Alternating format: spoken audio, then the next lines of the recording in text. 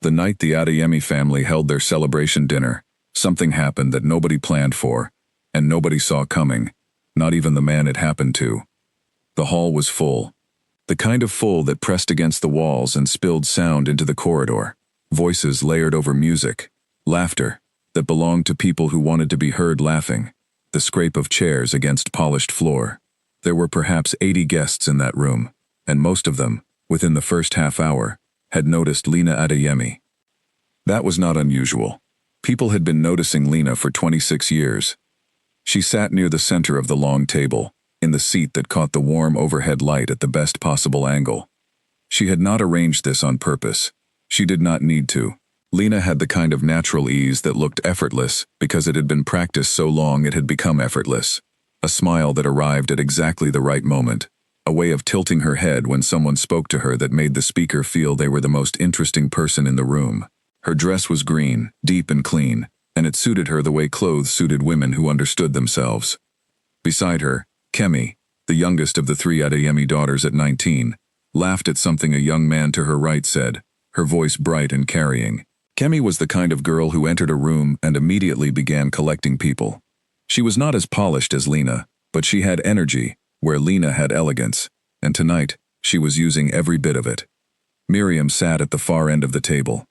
Not by anyone's decision, not because someone had pointed at that chair and said her name, simply because the chairs near the kitchen door were the ones left when everyone else had chosen, and Miriam had never been the kind of person to reach past others to claim a better seat. She was 23, the middle daughter, not the eldest who carried the family's beauty like a title, and not the youngest who wore her personality like a parade.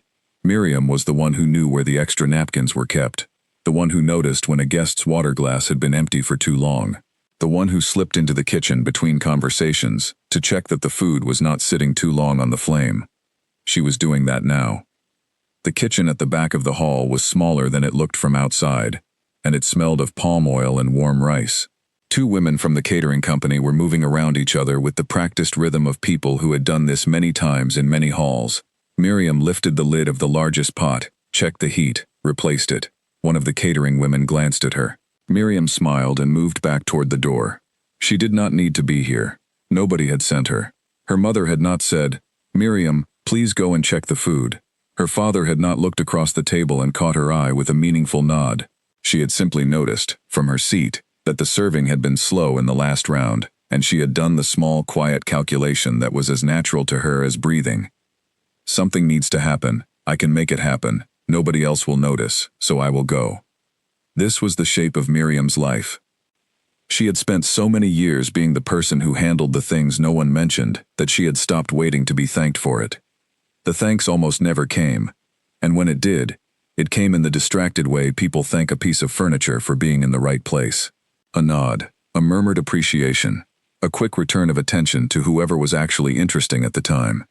She walked back through the corridor that connected the kitchen to the hall, and paused for a moment in the quiet between the 2 rooms. She could hear the party from here, the layered sound of it, the way the voices blurred together into something that was almost like white noise if you stood far enough away. She thought about going back to her seat. She thought about the water glasses she had noticed on her way out. She went to refill them. At the table, Lena was telling a story that had pulled in the attention of the 5 people nearest to her. Miriam could see the shape of it from across the room, the way those 5 people leaned slightly inward, the way Lena's hands moved as she spoke, the easy command of it. Kemi had found her way to a smaller cluster near the window, where the young man who had made her laugh earlier was now openly trying to make her laugh again. Miriam filled the glasses from the far end of the table first, working her way along without drawing attention to herself. An older aunt reached out and touched her arm as she passed. "Good girl," the aunt said, already looking away. Miriam kept moving. She did not know, at this moment, that a man had arrived at the party 20 minutes ago who had already walked through the main hall, spoken to the people he was required to speak to, and was now standing near the back of the room with a glass in his hand, looking for somewhere quieter to stand.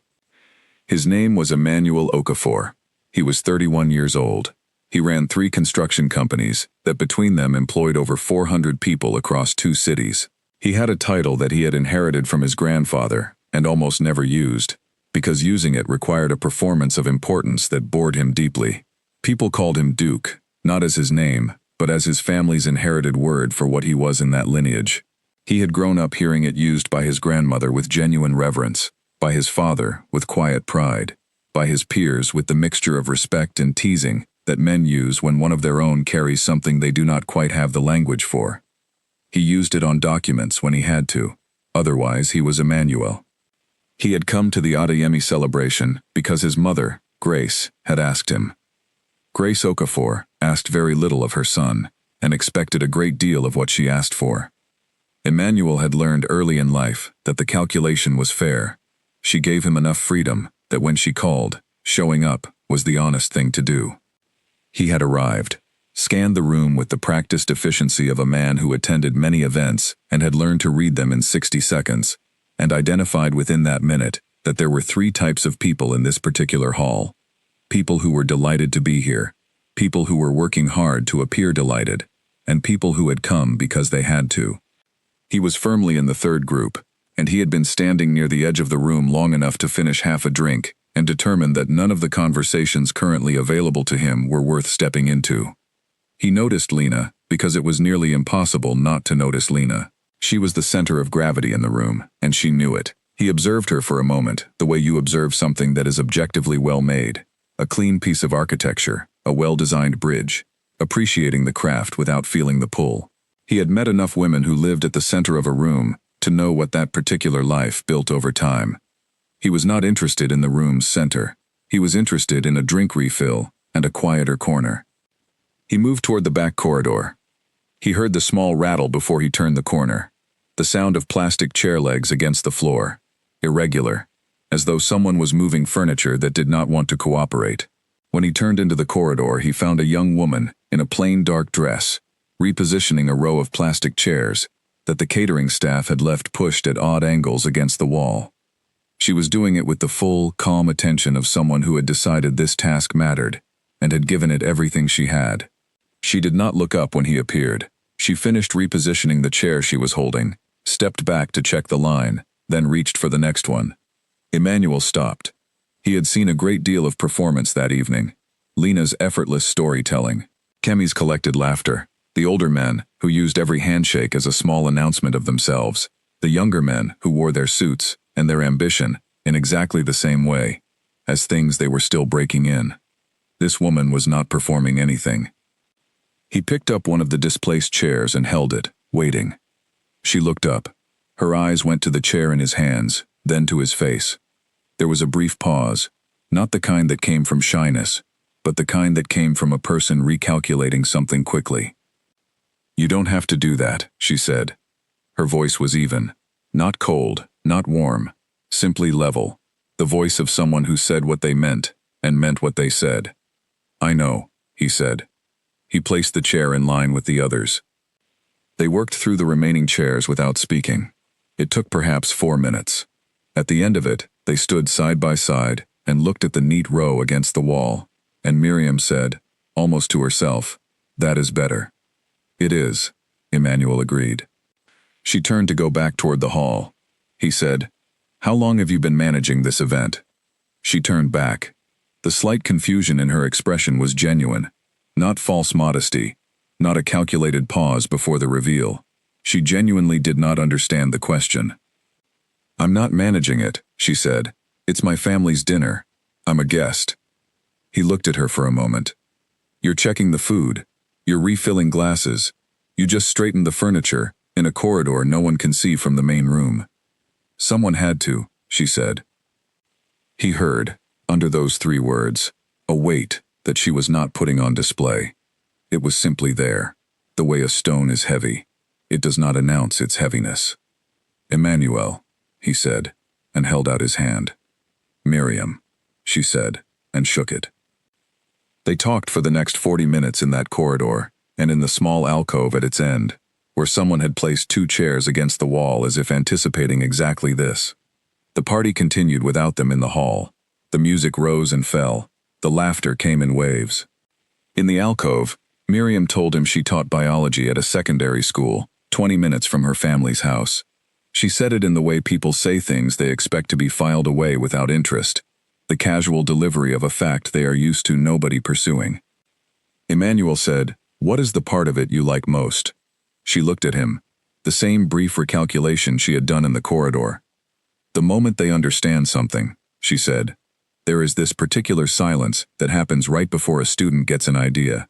A kind of gathering. And then the shift. I live for that shift.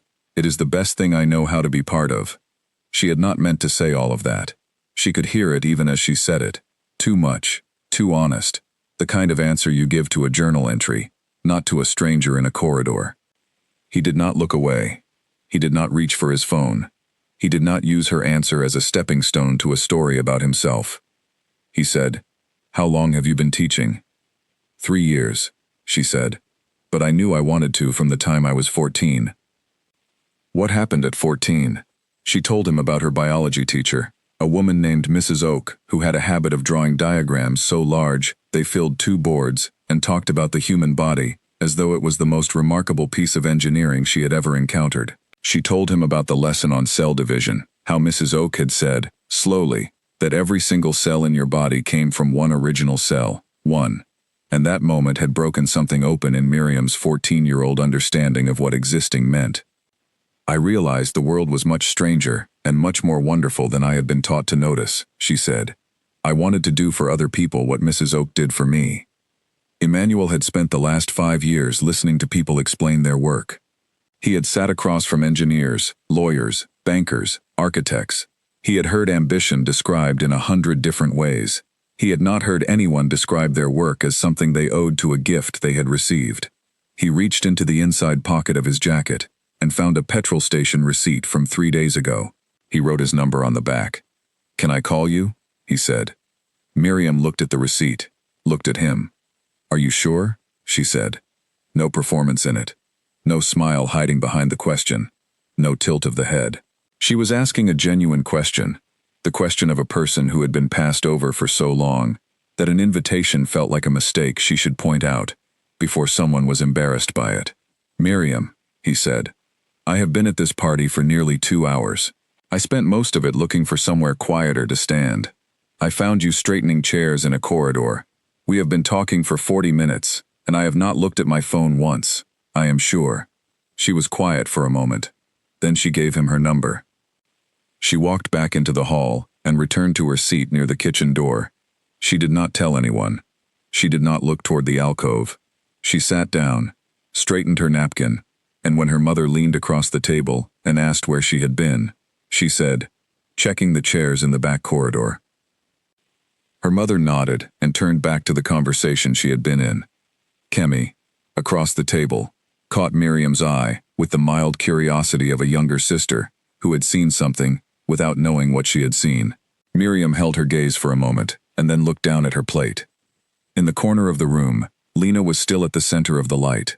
Her story had shifted to a new story, and the people around her had shifted with it. She was laughing at something now, her head back, full and easy. At the far end of the table near the kitchen door, Miriam ate her food in the quiet way she did everything, completely, without waste, and did not let herself think too much about the receipt in his pocket with her number written on it. She was not the kind of person things happened to.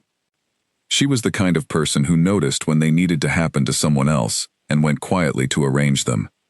But in the front pocket of a man she had met 40 minutes ago, her number sat on the back of a petrol receipt, and she would not know until several days later that Emmanuel Okafor did not lose things. He was very careful with the things that mattered to him. He had always known, very quickly, which things those were. Outside, the city moved on. Cars passed under streetlights.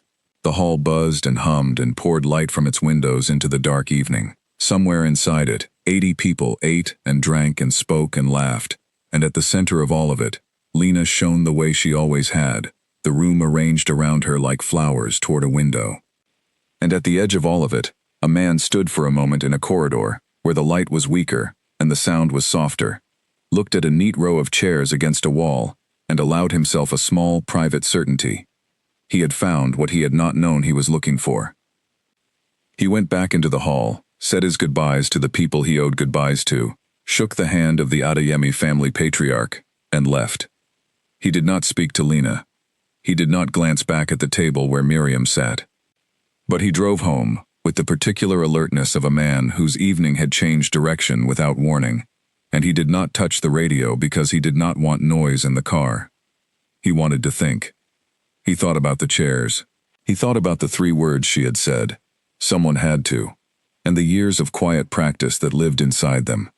He thought about the shift she had described, the gathering silence, before a student understood something, and how she had said it was the best thing she knew how to be part of. He thought, that is the kind of person who knows what they are for. He had spent 31 years in rooms full of people. He had met women who were stunning, and women who were clever, and women who were both, and he had admired them the way you admire things that deserve admiration, genuinely and without complication. He had not met, until tonight, someone who made him want to sit in a corridor for 40 minutes, talking about a biology teacher from 20 years ago. By the time he pulled into the compound of his house, he had decided 2 things. He would call in 3 days, not the next morning, because calling the next morning would feel like rushing, and he did not want to rush this. And he would, somehow, find a way to be in a room with her again, where there was enough quiet for her to speak honestly. He switched off the engine. He sat in the dark for a moment. He said nothing, because there was no one to say anything to. Then he went inside, and the house that was usually just quiet was, for the first time in a long time, quiet in a way that felt like waiting. 3 days later, at 20 minutes past 7 in the evening, Miriam's phone rang. She was sitting at her kitchen table marking biology tests, red pen in hand, the stack of papers from her Form 3 class spread across the table with the cheerful disorder of work that had been going on for an hour. She had a cup of tea at her elbow that had gone cold without her noticing. She looked at the number. She did not have it saved. She had not saved it, because she had not fully allowed herself to believe it would call. She picked up. "Miriam," the voice said. "This is Emmanuel. We met at the Adeyemi dinner." "I know," she said. There was a small pause, the kind that comes not from awkwardness, but from 2 people arriving at the same moment together, and taking a breath before the next one. "How are you?" he asked. "I am marking biology tests," she said. "My Form 3 class had a practical exam today on photosynthesis. Half of them still believe the plant is eating the light instead of using it to make food." He laughed. It was a real laugh. Not the polished, social kind, but the sudden kind. The kind that escapes before a person can shape it. "And the other half?" he said. "The other half are going to be fine," she said. One of them drew a diagram so accurate it made me sit down for a moment. "The gathering silence," he said. She stopped. She had not expected him to remember that. She had not expected him to have listened that carefully. "Yes," she said quietly. "Exactly that." They talked for an hour and 20 minutes. The tests remained unmarked. The cold tea sat untouched. Outside her window, the evening moved through its colors and arrived at dark, and Miriam sat in her kitchen, with the phone at her ear, and talked to a man who asked questions, and waited, genuinely waited, for the answers. He called again 2 days after that, and 2 days after that. By the 4th call, she had stopped being surprised that he called. She had started being surprised by what the calls felt like. Not the bright, effortful feeling of talking to someone you are trying to impress, but something much simpler and more unsettling. The feeling of being heard. She had spent 23 years being useful and present and overlooked, and she had built around that fact a quiet, functional life that did not require being heard. She had her classroom. She had her students. She had the small, genuine joy of the gathering silence before understanding arrived in a young face. She had built something real from the materials available to her, and she had not sat in her kitchen late at night wishing for more. She sat in her kitchen now, phone at her ear, and thought, "I did not know I was waiting for this." She did not say that. She was not the kind of person who said those things out loud before she knew what she meant by them. But she thought it. And Emmanuel, in his house across the city, listened to her describe the way she planned her lessons, always starting with a question she genuinely did not know how the students would answer, so that she could be surprised alongside them, and felt the same quiet certainty he had felt in the corridor, settling deeper, the way foundations settle. He had been looking, without knowing it, for someone who could still be surprised by their own work. He had found her. He just needed to find the right moment to say so. The morning that Lena found out, she was at her dressing table. Her friend Tola had sent a voice message at 7:45 in the morning, which meant the information had reached Tola the night before, and Tola had considered it important enough to send before Lena was fully awake. That alone told Lena something. She listened to the voice message twice. Then she sat for a moment, looking at her own reflection. The message was simple and delivered with the careful lightness of a person pretending not to be dropping something heavy. Emmanuel Okafor had been seen having dinner with Miriam, not Lena. Miriam, Tola added, at the end, that she had heard this from her cousin who worked near the restaurant, and that she was sure it was probably nothing. Maybe he was just being kind. You know how some men are. They like to make the quiet ones feel included. Lena set the phone down on her dressing table. She looked at her reflection for a long time. She was not a person given to panic, and she was not panicking now. What she was doing was something colder and more private. A kind of internal accounting, a checking of columns. The way a person goes over a sum they are certain they calculated correctly and finds an answer they were not expecting. She had known Emmanuel Okafor was at the dinner. She had positioned herself in his line of sight twice. She had noted that he had not taken the invitation, but she had not been alarmed. Some men arrived at a certain kind of certainty slowly, and she had expected that by the end of the evening, the normal course of things would have occurred. The normal course of things. A man noticed Lena, found a way toward her, and from there the rest proceeded in the direction that conversations between attractive men and women at family gatherings generally proceeded. Instead, the man had left early. And now, apparently, he had taken Miriam to dinner. She picked up her phone and typed back to Tola. That's interesting. I'm sure you're right that it's nothing. She put the phone in her bag and finished getting ready. She was very good at finishing getting ready. She had a routine that had been built over years, and it did not require feeling anything in particular while you completed it. You applied what you applied, you arranged what you arranged, and by the time you were done, you looked like the person the world was used to seeing. She left the house and drove to work, and did not think about Miriam. Or she tried not to. The things she could not stop returning to, in the quiet between traffic lights and parking, and the ordinary tasks of her day, was not the dinner itself. It was the positioning. She had stood in Emmanuel Okafor's line of sight twice, and he had not taken the invitation. In 26 years, that had not happened before. Not like that, not that cleanly. She did not tell herself a story about it yet. She was too honest for that, at least in the privacy of her own mind, where no one could see the accounting. She told herself instead that she would wait and see. There was no reason to decide what something meant before you knew what it was. She went about her day. But in the deep, unspoken place, where people keep the things they cannot afford to say out loud, something had shifted. Something small and important, like the first movement of a tide. She had been the center of the room for 26 years. For the first time, she was aware that the center of a room was not the same as the center of someone's attention. Those were, it turned out, very different addresses. And she did not have words yet for what it meant that a man who had access to both had chosen the one she had never thought to compete for. Kemi found out differently. Kemi found out from Miriam directly, which was not something Miriam planned, but which happened because Kemi was the kind of person who noticed things and said so, and Miriam had never been a skilled liar. They were in the kitchen on a Saturday morning, 3 weeks after the dinner, and Kemi had been watching her sister for several minutes, with the particular attention of a younger sibling, who has identified a change and is building a case before presenting it. You have been smiling at your phone, Kemi said. Miriam did not look up from the pot she was stirring. I smile at my phone sometimes. Not like that, Kemi said. Not the way you are smiling at it right now. Miriam stirred the pot. The pot did not need stirring. She was aware of this, and continued anyway. There is a man, Kemi said. It was not a question. Miriam set down the spoon. She turned and looked at her younger sister, who was sitting on the kitchen counter, in the way their mother had spent 19 years trying to discourage, swinging her feet, and looking at Miriam, with the bright, curious certainty of someone who already knew the answer, and just wanted to hear the words. His name is Emmanuel, Miriam said. Kemi's eyes widened. Emmanuel Okafor? The man from the dinner? You know his surname. Everyone knows his surname, Miriam. The man has 3 companies. People talk about him. Kemi stopped swinging her feet. She looked at her sister with something that had shifted from amusement to something more careful. He called you? Yes. How many times? Miriam considered whether to answer this. Several times, she said. Kemi was quiet for a moment, unusual enough that Miriam noticed it. Does Lena know? Kemi said.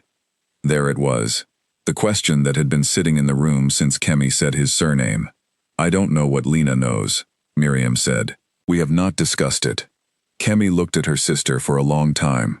There was something moving in her expression. Not quite concern, not quite calculation, something in between. She was 19, and she understood the shape of things in her family, perhaps better than she was supposed to for her age. She knew that in the family's unspoken accounting, Lena was the one things happened to. Men, invitations, opportunities. They arrived for Lena the way buses arrive at their proper stops. On time, in the right direction, as though the route had been arranged. Miriam was the one who made sure the bus had a clean seat to sit in. The idea that the route had rerouted, that something had arrived at Miriam's stop instead, was not a bad idea. Kemi was not the kind of person who wanted bad things for her sister. But she was 19, and she lived in this house, and she knew what it would cost. Be careful, she said. Of what? Miriam said. Kemi thought about how to say it. She was not always careful with words, but she tried now. Be careful of making this small before it has a chance to be big, she said. You do that. You do it with everything. Miriam looked at her younger sister. Kemi dropped off the counter and went to the refrigerator, signaling that the conversation was done. Miriam turned back to the pot. She stirred it again, this time because it needed it. Be careful of making this small before it has a chance to be big. She stood at the stove and let those words settle. She had been making things small for a long time. It was the shape she had learned to fit into. The shape of the middle, the background, the useful one. Small enough to move through rooms without disrupting them. Small enough to be thanked with a nod and passed. She had not decided to be that shape. It had simply been the one available. She thought about Emmanuel's voice on the phone, asking questions and then being quiet. Genuinely quiet. Not the silence of a man waiting for his turn to speak, but the silence of a man listening. She thought about the way he had said her name in the corridor, Miriam, as though it was a word he had found and was deciding to keep. She turned off the stove. She picked up her phone. His last message had come an hour ago, a simple question. Are you free Saturday evening? She typed back, yes. She put the phone in her pocket and began setting the table for breakfast. And the morning continued, in the ordinary way mornings continued. And nobody watching from outside would have known that inside Miriam, something had quietly, without ceremony, decided to take up a little more space. The first time Emmanuel took Miriam to dinner, she was late. Not by much, 11 minutes. And she called ahead, which was more than most people did. And when she arrived, she was not flustered in the way people are when they have been rushing. She was simply there, slightly breathless, her coat still half on as she slid into the seat across from him. And she said, there was an accident on the bridge. I'm sorry. I should have left earlier. It's 11 minutes, he said. 11 minutes is someone's time, she said, getting her coat the rest of the way off and settling it over the back of her chair. Yours, specifically. I'm sorry for it. He looked at her. The restaurant was one he had chosen carefully, not the most expensive place he knew, because he had sensed that arriving somewhere overwhelming would not put her at ease, but somewhere good, somewhere with enough warmth and quiet that a real conversation could happen. He had thought about this more than he usually thought about such things. Nobody has ever apologized to me for 11 minutes before, he said. Then the people you have dinner with are either always on time or don't care about your time, she said, picking up the menu. Which is it? Honestly, he said, probably the second one. She looked up from the menu. The corner of her mouth moved in what was not quite a smile, but was the preparation for one. That is a strange thing to be comfortable with, she said. I was not comfortable with it, he said. I had simply stopped noticing it. She returned to the menu. He watched her read it with the same full attention she appeared to give everything. Not rushing to choose, not performing decisiveness, simply reading. She turned the page. She went back to something on the first page. The fish, she said. Good choice, he said. Have you had it? I have not been here before. She looked up. You chose a restaurant you have never been to. I wanted us both to be discovering it at the same time, he said. It seemed fairer. She held his gaze for a moment. Then she said, very quietly, that is a thoughtful thing to do. He said nothing. He had learned in the weeks of phone calls that she did not need a response to every observation she made. That she was, in fact, more comfortable when you simply received what she said, without rushing to reflect it back, enlarged and decorated. So he said nothing, and they both opened their menus again, and the waiter came, and they ordered. The dinner lasted 2.5 hours. They talked about her students. They talked about his work, not the titles and the numbers, which were the things people usually wanted to hear, but the actual daily texture of it, the problems that needed solving, the decisions that were simple in theory and complicated in practice. He told her about a project in Abuja that had been delayed 6 times because of a dispute between 2 local contractors who had been in a disagreement since before the project began. Did you resolve it? She said. I sat them down in a room together and told them the delay was costing all 3 of us, and asked them to tell me what they each needed to feel that they had been treated fairly, he said. I did not try to decide for them. I just asked. And? They talked for 4 hours. I mostly listened. By the end they had agreed on a schedule. He paused. The project started the following week. She was quiet for a moment, turning her glass slowly in her hand. You led them to it, she said. I provided the room and the question, he said. They did the rest. That is exactly how a good lesson works, she said.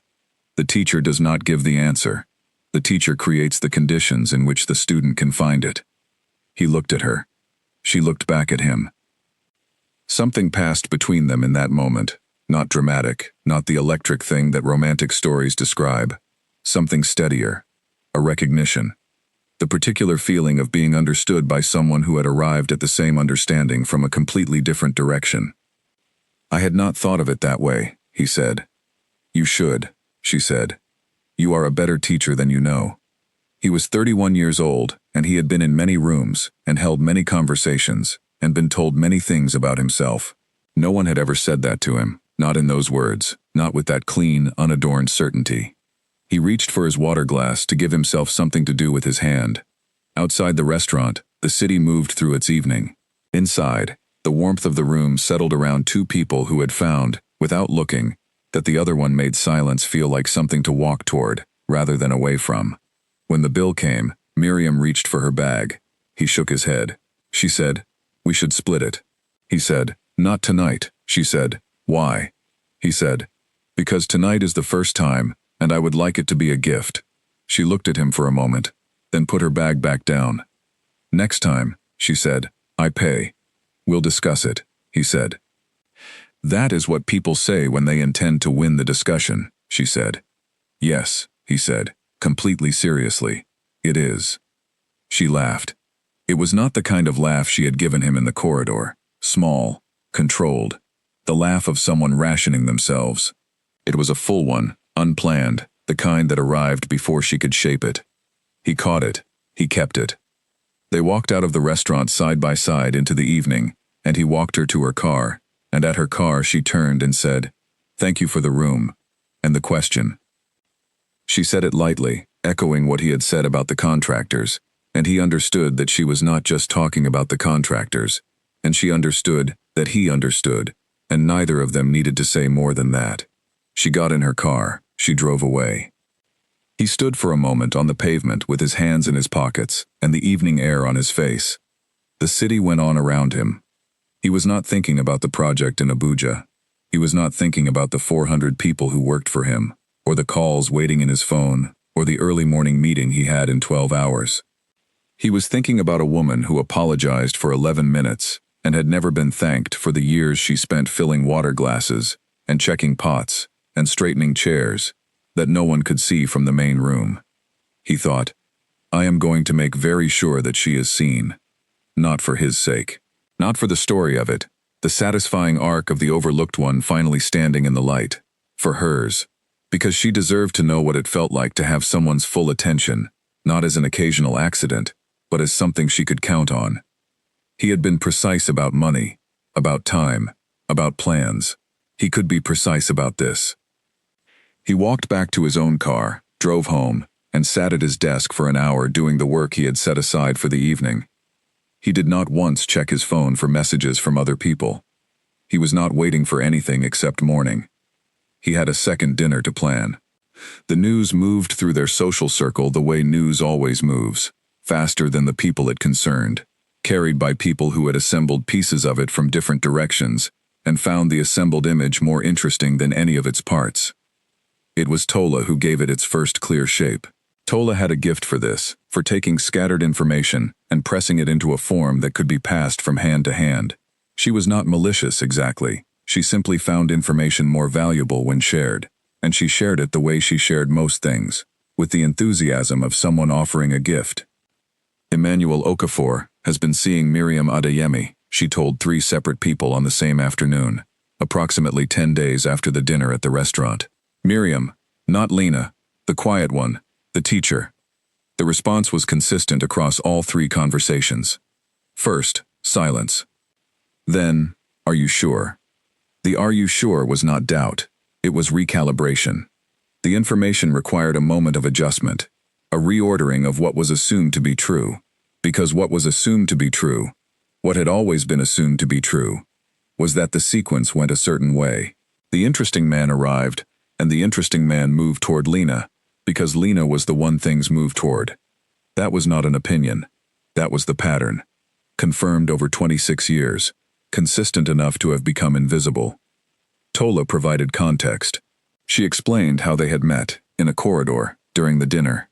She offered the detail of the chairs, which she had assembled from a third party, who had heard it from someone who had overheard part of a conversation at the Adeyemi house.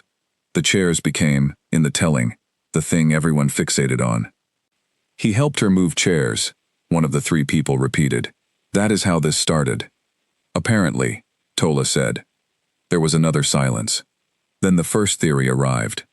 He must have felt sorry for her. This was not said cruelly, or at least the person saying it did not experience themselves as being cruel. It was offered as an explanation, an attempt to make the story make sense within its existing frame. Men who looked like Emmanuel Okafor and ran companies like Emmanuel Okafor did not simply find themselves in corridors with teachers who moved chairs. There had to be a reason that fit. The pity theory held for approximately a week. Then the second dinner became known, and then a third evening they had spent together, and the pity theory did not survive the accumulation. A man does not call several times, choose restaurants, spend evenings across a table from someone he is simply being kind to. Pity has a shape, and that shape is different from the shape of what Emmanuel Okafor was doing. So the theory upgraded itself. He was unusual. He was the kind of man who went against the obvious. He was making a point of some kind. He was, perhaps, deliberately choosing not to pursue Lena, because that was what everyone expected, and he was the kind of man who did not do what was expected. This theory was more comfortable. It kept Lena at the center, as the reference point, the standard against which the choice was measured, even as it acknowledged that the choice had been made differently. What none of them considered, because it did not fit the frame, was the simplest explanation. He had found someone he wanted to talk to, and had kept talking to her. That was all. Miriam heard the theories secondhand, through Kemi, who delivered them without decoration, the way you deliver news to someone who you trust to handle it. She listened. She did not argue with the theories. She did not try to replace them with the truth, which was hers and Emmanuel's, and which she was not prepared to offer for general handling. She said to Kemi, "People will think what they need to think. Does it bother you?" Kemi said. Miriam considered this honestly, because she was not the kind of person who answered important questions without considering them. "It used to bother me," she said, being explained away. "But I think you reach a point where you understand that other people's explanations of you are about them, not you. What they cannot make fit, they rearrange. It is not personal."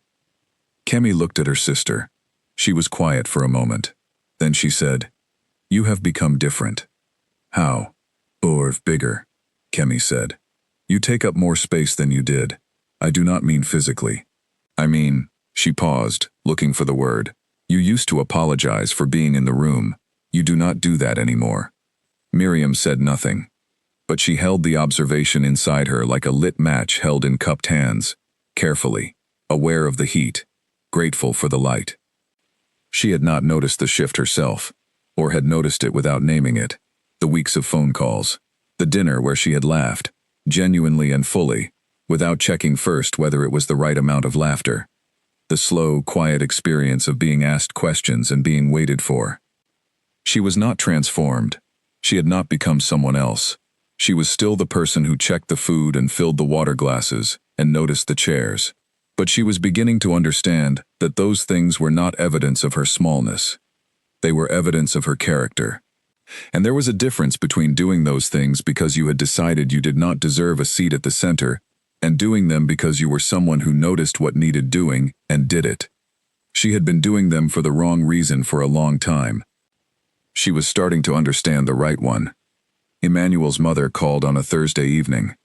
Grace Okafor did not call unless she had something specific to say, and she did not say specific things without having sat with them long enough to be certain they were what she meant. Emmanuel had grown up knowing that when his mother called on a Thursday evening, what followed would be worth listening to. He picked up and said, "Mom, I have been hearing things," she said. He waited. He had learned, also, that his mother's openings were never the main subject. They were the approach. "About a young woman," she said, "a teacher." "Miriam," he said. "Yes." A pause. "You did not tell me." "I was not sure what to tell you yet," he said. "I did not want to present it before I understood it." There was a silence that he recognized as his mother processing his answer and deciding whether it satisfied her. "How long?" she said. 6 weeks of calling. 3 evenings together. Another silence. "Your father's secretary tells me she is the middle daughter, that Lena is the eldest." "Yes," he said. "People are saying things about that." "People usually are," he said. "Emmanuel." His mother's voice carried a particular weight when she used his name like that. Not stern, exactly, but grounded, the voice of someone who was about to say something real and wanted him to be ready to receive it. "I am not asking you to explain yourself to the public. I am asking you to explain her to me. Because if this is going to become something, I will need to understand what it is." He leaned back in his chair. Outside his office window, the city was doing what it did in the evenings. Lights coming on, traffic thinning, the particular quality of sound that city darkness had. "She is the most honest person I have met in years," he said. "She does not perform. She does not shape what she says to produce a particular reaction. She says what she means, and means what she says. And when she does not know something, she says she does not know it. She cares about her students the way people are supposed to care about things they have devoted their life to." He paused. "And she is funny, but only when something is actually funny. She does not manufacture it."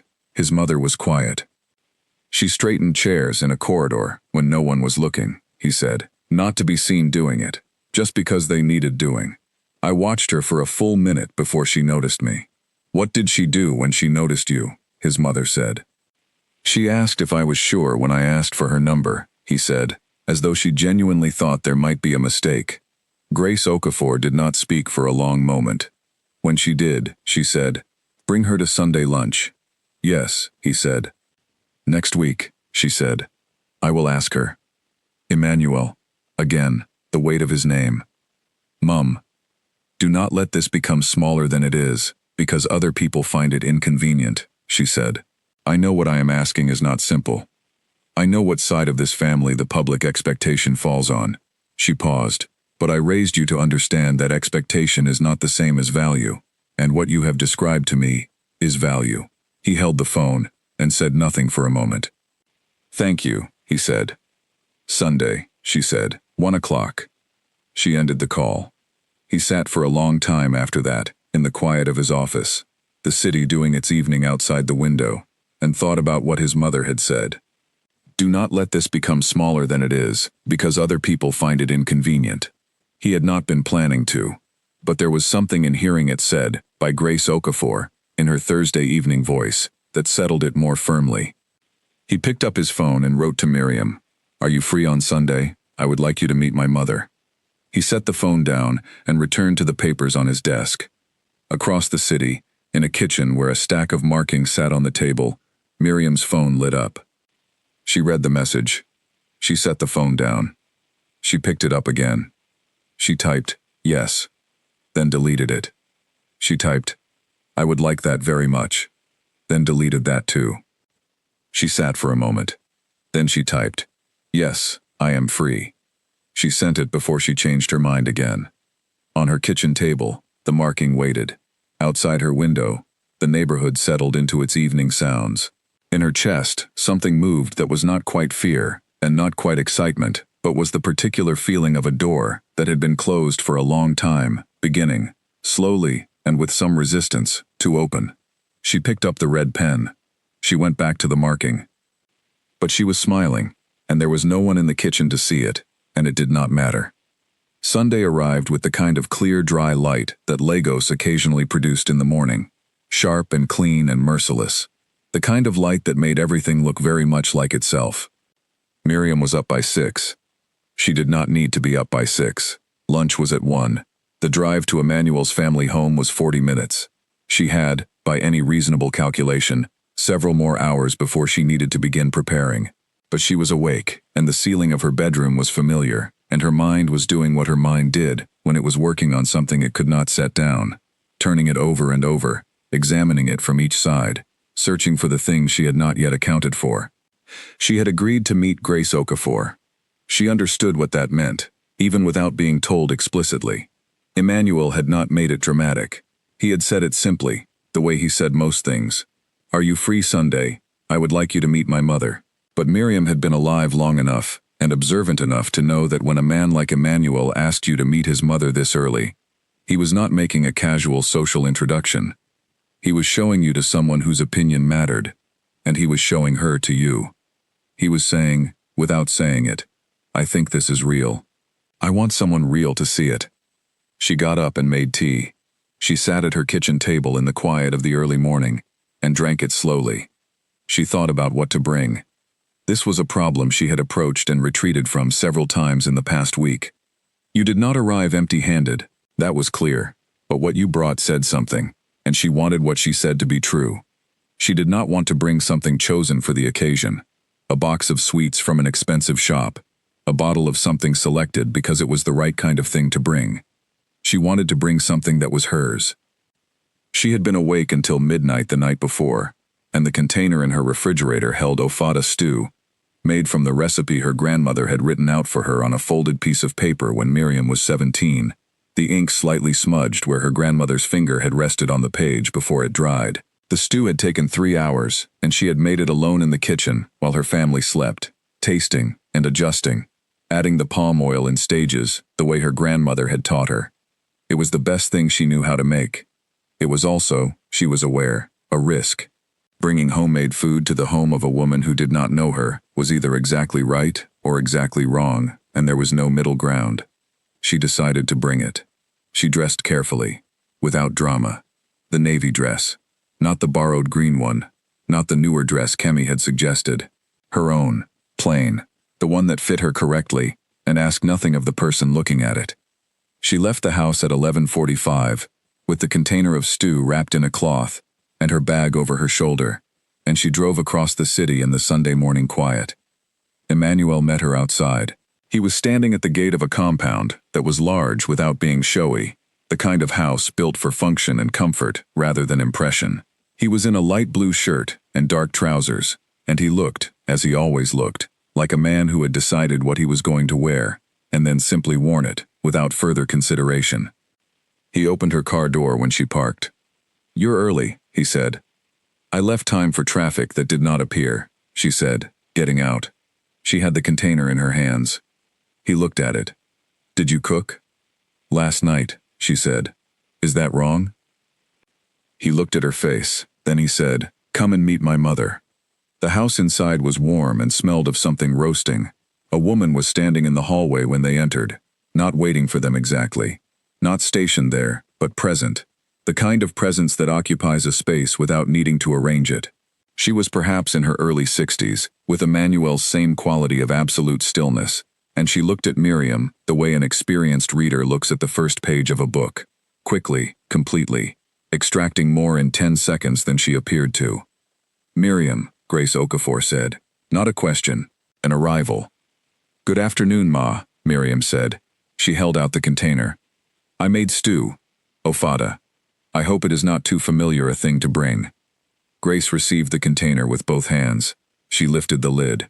She was quiet for a long moment, looking at what was inside.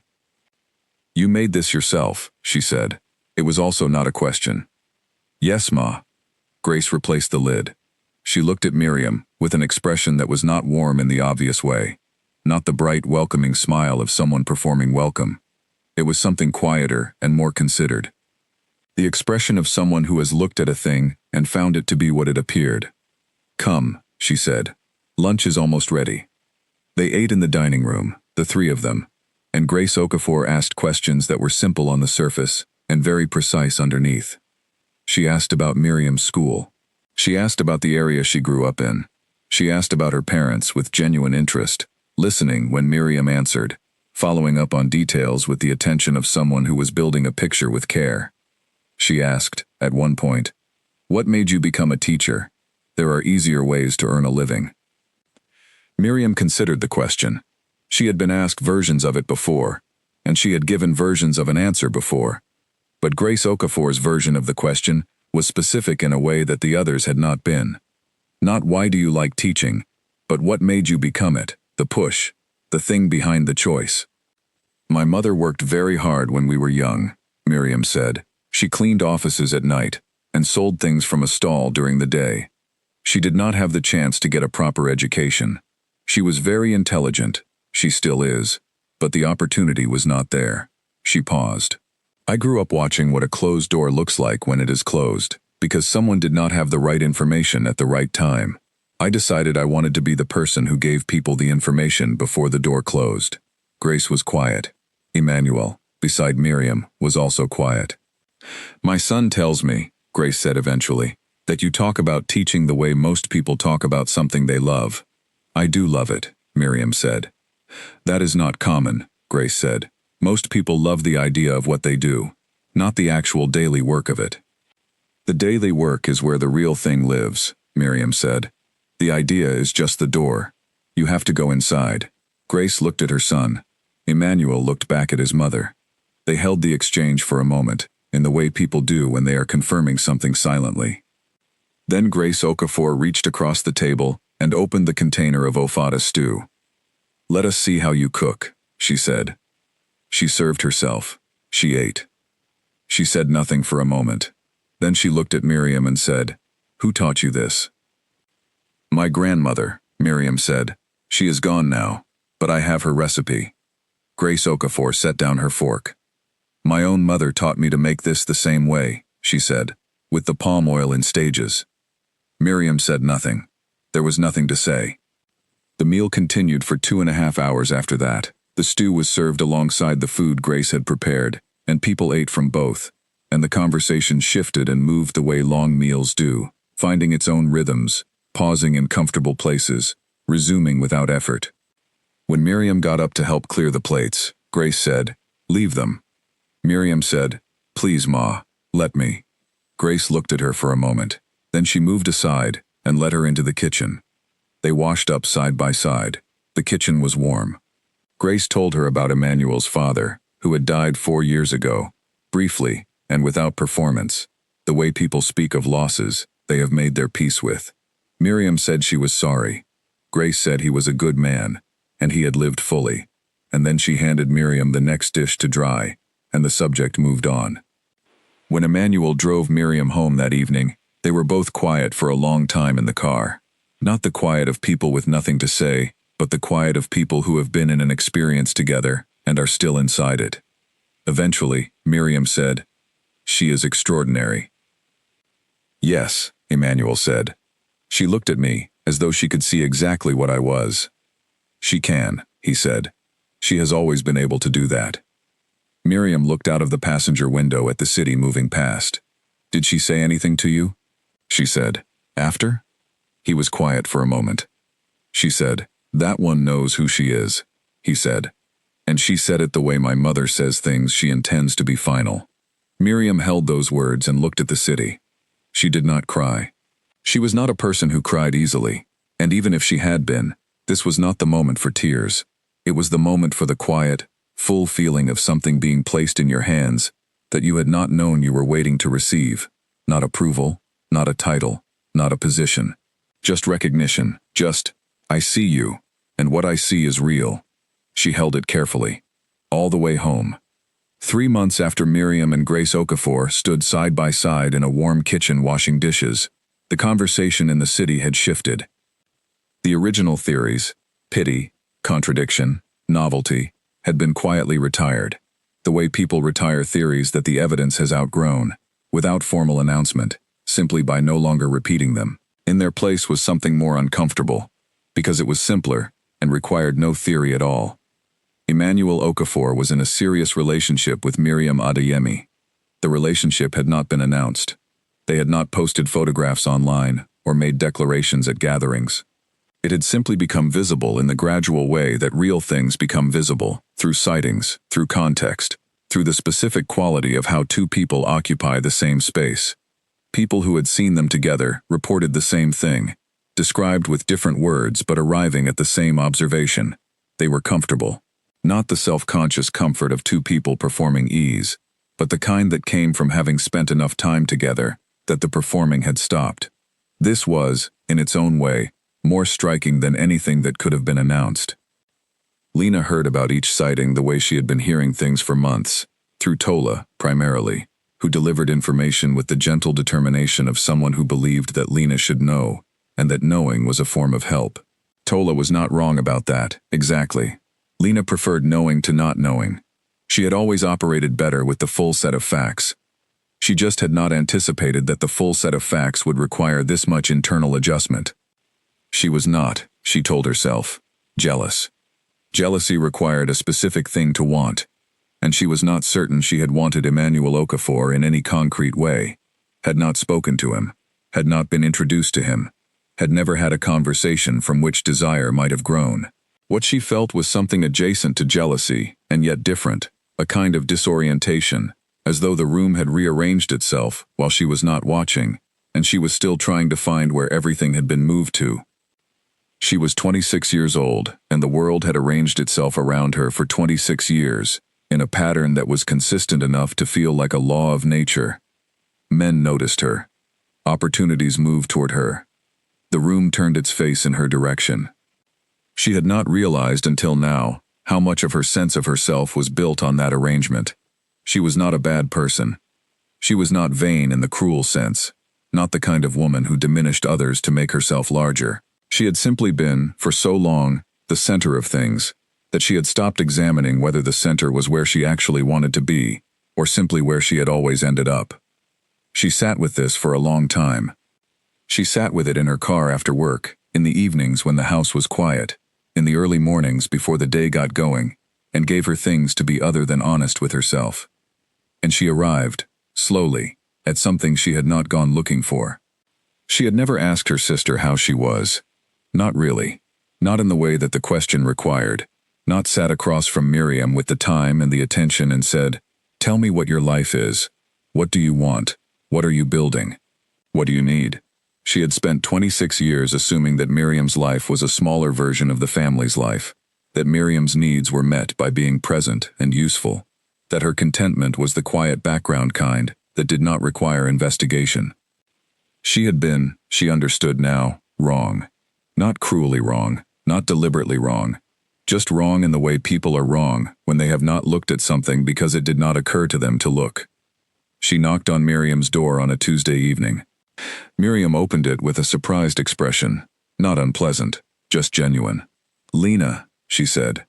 "Can I come in?" Lena said. They sat in Miriam's kitchen. Miriam made tea. The marking was on the table. It was always on the table. Lena sat down and looked at her sister, really looked, in a way she could not remember doing before, with the full attention she usually reserved for rooms she was trying to read, or people she was trying to impress. Miriam sat across from her and waited. "How are you?" Lena said. Miriam tilted her head slightly. "You mean generally, or with Emmanuel?" "Both," Lena said. "Either, I don't know."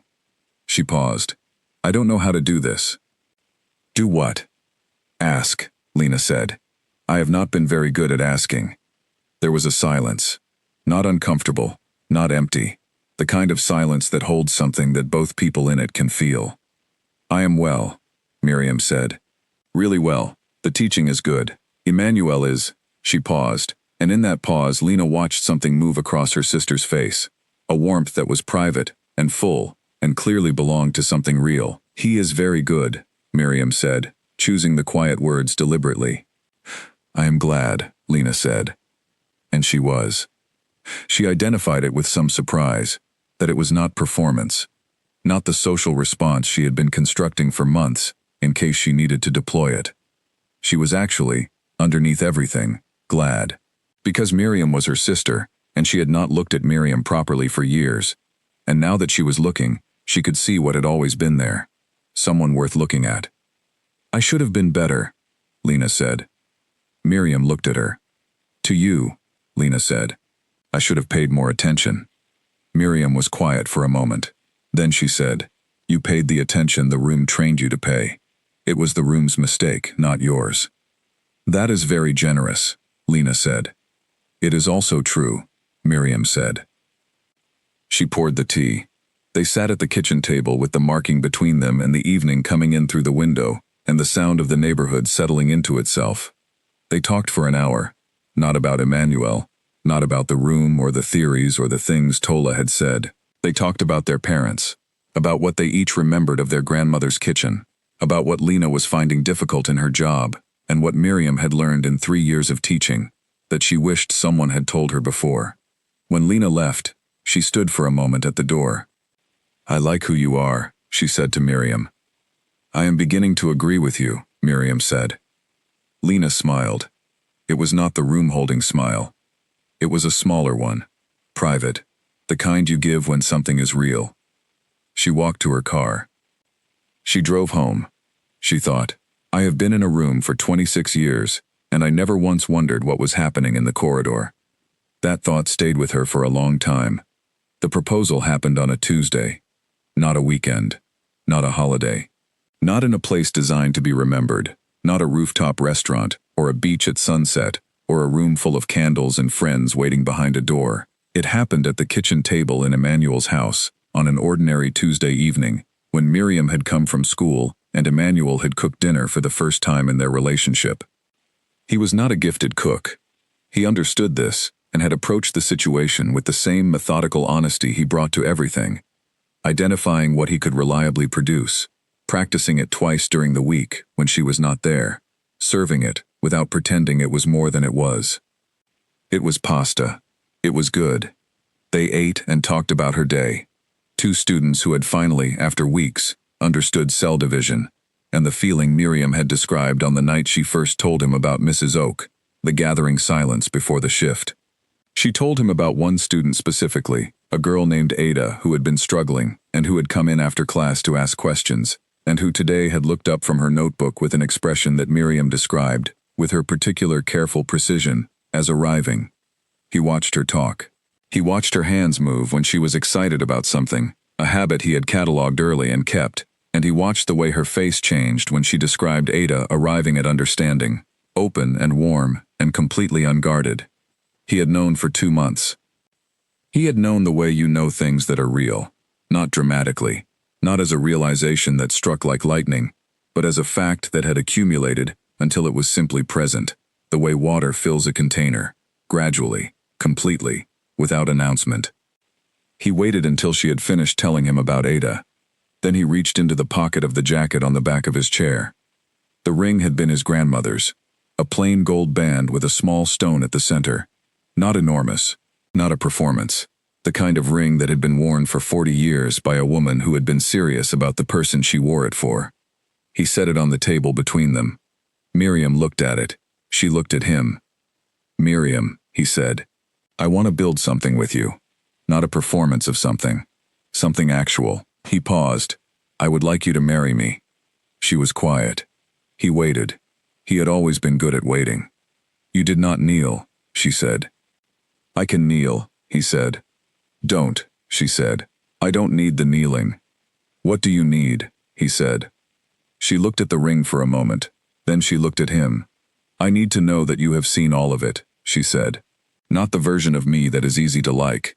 The part that overthinks things and goes quiet for hours and spends too much time worrying about students who are not my responsibility anymore and forgets to eat when the marking is heavy.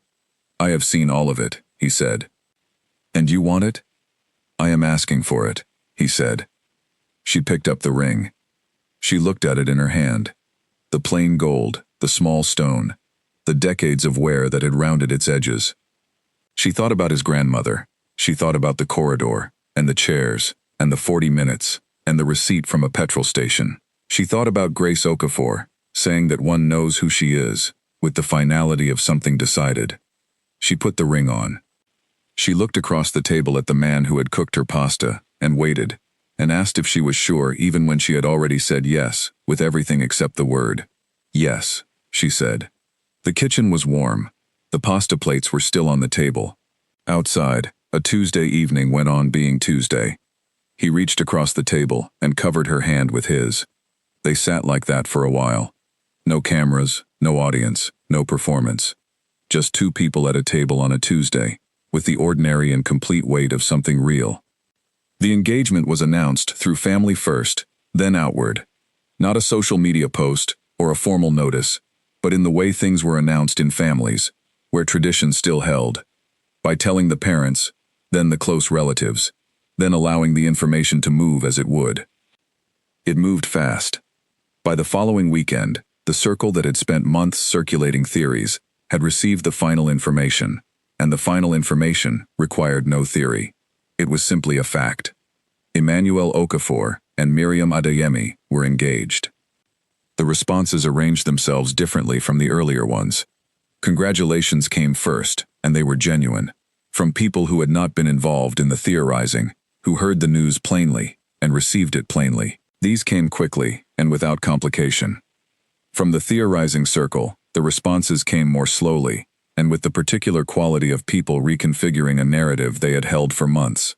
Tola sent Lena a voice message that was longer than usual, and which took longer than usual to arrive at its actual point, which was, "I think this is wonderful for her.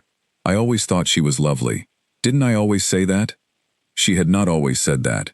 But Lena replied, "Yes, it's wonderful. I'm very happy for her," and did not expand further. The responses from people who had called it pity, or contradiction, or novelty, who had spent months finding a way to position Emmanuel's choice as anything other than what it was, settled into something that did not have a clean name. Not quite embarrassment, because embarrassment required a moment of confrontation that had not arrived.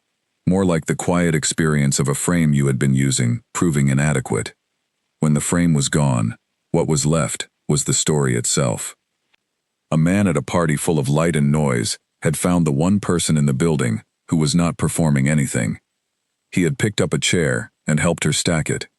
He had asked questions and waited for the answers. He had brought her to a table in a quiet kitchen and listened to her talk about a biology teacher from 20 years ago and understood, completely and without difficulty, why that teacher had changed her life. He had introduced her to his mother. His mother had served the stew alongside her own cooking. And now, on a Tuesday evening at a kitchen table with pasta and no cameras, he had placed his grandmother's ring in front of her and asked her to build something actual. There was no theory that explained this better than the truth. The truth was that he had seen her. That was it. That was the whole story. He had walked into a room full of performance and found the corridor. And in the corridor, there was a woman who did things that needed doing, without needing anyone to witness the doing. And he had seen in that quality something he had been looking for without knowing its shape. The people who had spent months finding this confusing were not cruel people. They were people who had learned to look at rooms the way rooms taught you to look.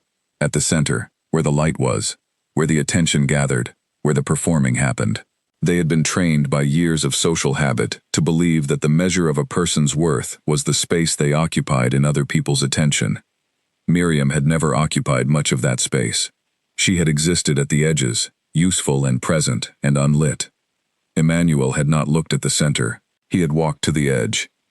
And what he had found there was not lesser, was not quieter, except in the sense that the best things are often quiet, was not the one you settle for, or the one you choose out of contradiction, or the one you rescue from invisibility. It was the one who had always been exactly who she was, who had simply been standing in a place where most people had stopped looking. The engagement party was held 3 months later, in the same hall where the Adeyemi celebration dinner had taken place the year before. This was Emmanuel's suggestion. He had mentioned it to Miriam one evening, that the hall was available, that it was where they had met, that there was a particular symmetry to it that appealed to him. Miriam had been quiet for a moment and then said, "I am aware of the symmetry. I thought about it more than I will admit." She had paused. "Let's do it." The hall was decorated with the same warm lights. The same families were invited. The Okafor circle, the Adeyemi circle, the overlapping social world they both now moved through together. The hall filled in the same way halls fill. Voices over music, laughter, the movement of people finding one another. Miriam arrived with Emmanuel and walked in through the front door. She had done this once before, walked in through the front door of this hall, but then she had arrived with her parents and her sisters, and had spent the first hour finding her way to a seat that no one had held for her. She had spent the evening at the far end of the table, useful and present, near the kitchen door. She walked in now beside the man who had gone looking for a quieter place to stand. She wore a dress that was not borrowed, and not chosen to look a particular way. It was hers, deep gold, and it suited her the way clothes suit people who have stopped dressing for the room's approval. The room noticed her. Not in the way it noticed Lena, not as an automatic response to a familiar kind of light, but in the way rooms notice things that have changed. There was a different quality to the attention, something more considered, the attention of people recalibrating. Lena was there. She found Miriam early in the evening, before the formal part, before the toasts, and held both of her sister's hands and said, "You look like yourself." "Is that a good thing?" Miriam said. "It is the best thing," Lena said. Kemi found her next, and Kemi, who had never been the kind of person to waste time on careful phrasing when direct emotion was available, pulled her sister into a long embrace and said into her shoulder, "I am so proud of you. I have always been proud of you, but tonight is special." Miriam held her younger sister for a moment. Then the evening moved. Toasts were made. Food was eaten. Emmanuel's hand found hers under the table at the moment she needed it, without her having indicated that she needed it, which was the kind of precision she had stopped being surprised by, and had started simply being grateful for. Grace Okafor sat at the main table and watched her son and the woman beside him, with the expression Miriam had first seen in the hallway when she handed over the container of stew, the quiet, complete satisfaction of someone who has looked at a thing and found it to be exactly what it appeared. Near the end of the evening, Miriam slipped away for a moment. She walked through the hall and through the door at the back and into the corridor. The chairs were in a neat row against the wall. She stood and looked at them. She thought about the night she had stood here and straightened them because they needed doing and no one else was going to do it. She thought about the minute she had spent moving them into line before she heard a sound and looked up and found a man she did not know holding a chair and waiting. She thought, none of this was planned. None of it was arranged or engineered or strategically managed. She had not gone to that dinner looking for anything, except to help her family have a good evening. She had not been playing a longer game, or holding herself in reserve, or any of the things people like to say in hindsight, when things went well for someone they had not expected things to go well for. She had simply been who she was, in the place she was, doing the thing that needed doing. And a man had come looking for quiet, and had found her. She stood in the corridor for a moment longer. Then Emmanuel appeared in the doorway. "I thought I might find you here," he said. "The chairs," she said. He looked at the row against the wall. "They're very straight," he said. "They were already straight," she said. "I didn't touch them." "Good," he said. "Come back inside." She looked at him in the doorway, the man who had helped her stack chairs and asked questions and waited for answers and brought his grandmother's ring to a kitchen table on a Tuesday. The man who had seen her in the corridor and chosen to pick up a chair. "I am coming," she said. She walked toward him. He held the door open. They walked back into the light together, back into the warmth and the sound and the evening that was full and real and entirely theirs. And behind them, the corridor settled into its quiet, and the chairs stood in a neat line against the wall, and no one saw them. They had never needed to be seen. They had just needed to be there. A year after the engagement, Miriam sat in the small garden at the back of the house they now shared, and watched Emmanuel deadhead the roses she had planted in the spring. He was not a natural gardener. He had told her this honestly when she had brought the roses home in a pot and said she wanted to put them in the ground. He had said, "I am willing, but I am not skilled." She had said, "I am also not skilled." He had said, "Then we will learn together." She had said, "That seems to be our approach to everything." He was learning, slowly and carefully, the way he learned things, by paying attention and correcting the mistakes as they appeared. She was marking papers, not for her school.